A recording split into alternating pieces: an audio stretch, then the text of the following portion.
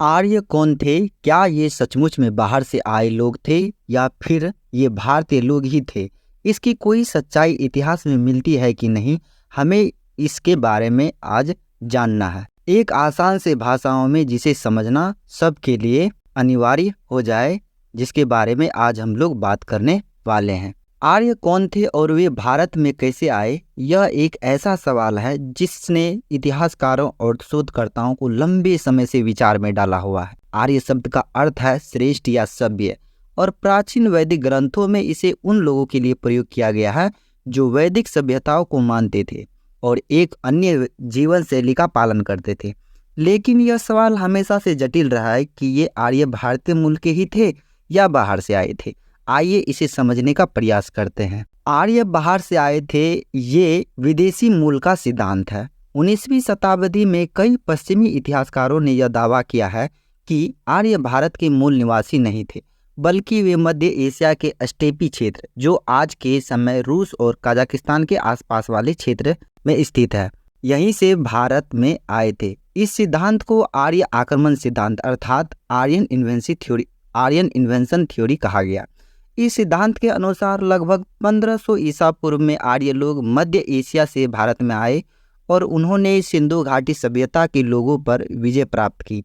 इन इतिहासकारों का मानना था कि वैदिक संस्कृति और संस्कृत भाषा को भारत में आर्यों ने ही लाया।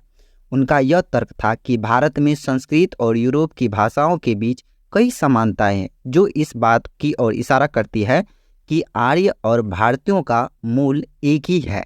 आर्य आक्रमण सिद्धांत का सवाल, हालांकि बाद में कई भारतीय और विदेशी विद्वानों ने इन सिद्धांतों को चुनौती दी। आधुनिक शोध और पुरातात्विक खोजों के बाद कई नए तर्क सामने आए, जिनमें इस बात का समर्थन किया गया है कि आर्य कोई आक्रमणकारी नहीं थे, बल्कि उन्होंने यहाँ की संस्कृति में धीरे धीरे घुल मिलकर इसे अपने वैदिक संस्कृति के साथ समृद्ध किया। आर्य आक्रमण सिद्धांत अर्थात आर्य इन्वेंशन थ्योरी के कमजोर होने के कई कारण हैं, जो पश्चिमी सभ्यता के अनुसार, यानी जो पश्चिमी इतिहासकारों का जो सिद्धांत है उसका कमजोर होने का मुख्य वजह निम्नलिखित है, जो कि कोई आक्रमण के प्रमाण नहीं मिलते। जैसे भारतीय उपमहाद्वीप में किसी भी स्थान पर आक्रमण से जुड़ी हिंसा या विनाश के ठोस प्रमाण नहीं मिले हैं। यदि आर्य बाहर से आए होते और स्थानीय सभ्यताओं पर आक्रमण किया होता तो ऐसे सबूत जरूर मिलते। सिंधु घाटी सभ्यता का विकास के बारे में विवरण देखें तो सिंधु घाटी सभ्यता का विकास अपने आप में मजबूत और समृद्ध था। इसमें नगर नियोजन, जल निकासी व्यवस्था और व्यापार का एक विकसित तंत्र था। यह सभ्यता अचानक समाप्त नहीं हुई, बल्कि यह धीरे धीरे खत्म हुई। इस बात से यह प्रतीत होता है कि आर्य और स्थानीय लोग सह-अस्तित्व में रहे होंगे, यानी कि उस समय आपस में मिलकर रहे होंगे। यहाँ से भी सिंधु घाटी सभ्यता से ही कोई पुख्ता सबूत नहीं मिलता है कि वो लोग बाहर से आए थे।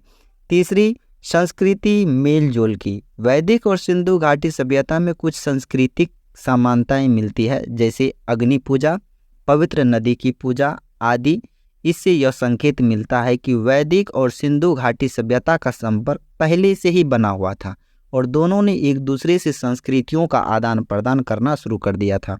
आर्य भारतीय थे, ये स्वदेशी सिद्धांत है, अर्थात भारतीय इतिहासकारों के द्वारा दिया गया सिद्धांत है। स्वदेशी सिद्धांत का मानना है कि आर्य भारत के ही मूल निवासी थे और वैदिक संस्कृति भारत में ही विकसित हुई। इस सिद्धांत को मानने वाले कई विद्वानों का कहना है कि सिंधु घाटी सभ्यता और वैदिक सभ्यता एक ही निरंतरता का हिस्सा थे।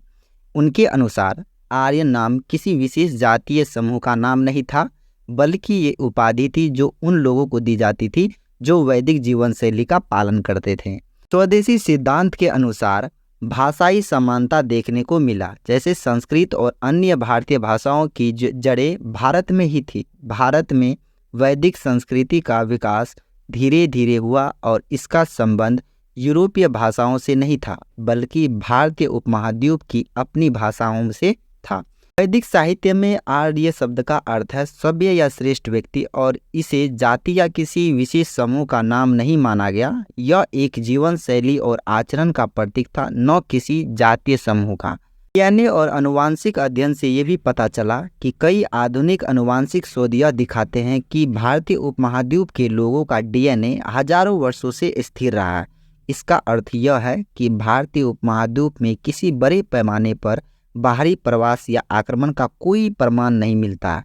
इससे पता चलता है कि पश्चिम का दिया हुआ आर्यन इन्वेंसी थ्योरी को जो स्वदेशी सिद्धांत है वो पूरी तरह से नकारता है। निष्कर्ष के बारे में अगर बात करें तो वर्तमान में यह माना जाता है कि आर्य आक्रमण सिद्धांत अब प्रमाणित रूप से सिद्ध नहीं है, अर्थात आर्यन इन्वेंशन थ्योरी को प्रमाणित रूप से सिद्ध नहीं किया जा सकता। इसके बजाय आर्य प्रवास सिद्धांत यानी कि आर्यन माइग्रेशन थ्योरी का समर्थन किया जाता है, जिसके अनुसार आर्य लोग धीरे धीरे भारत आए और यहाँ की स्थानीय संस्कृति के साथ मिलकर उन्होंने एक नई सभ्यता को जन्म दिया। आज के विद्वान इस बात पर सहमत है कि आर्य लोगों का भारतीय समाज पर प्रभाव रहा, लेकिन यह प्रभाव आक्रमण के रूप में नहीं बल्कि सांस्कृतिक मिलन के रूप में था। आर्य सभ्यता ने भारत में वेदों के ज्ञान को जन्म दिया और भारतीय दर्शन और धर्म और समाज को गहराई दी। इस प्रकार अगर देखा जाए तो आर्य एक विशेष जातीय समूह के बजाय एक संस्कृति और जीवन शैली का प्रतीक थे। वे चाहे बाहर से आए हों या भारत में ही विकसित हुए हों, उनका योगदान भारतीय सभ्यता को समृद्ध और ज्ञान से भरा हुआ बनाने में महत्वपूर्ण योगदान था।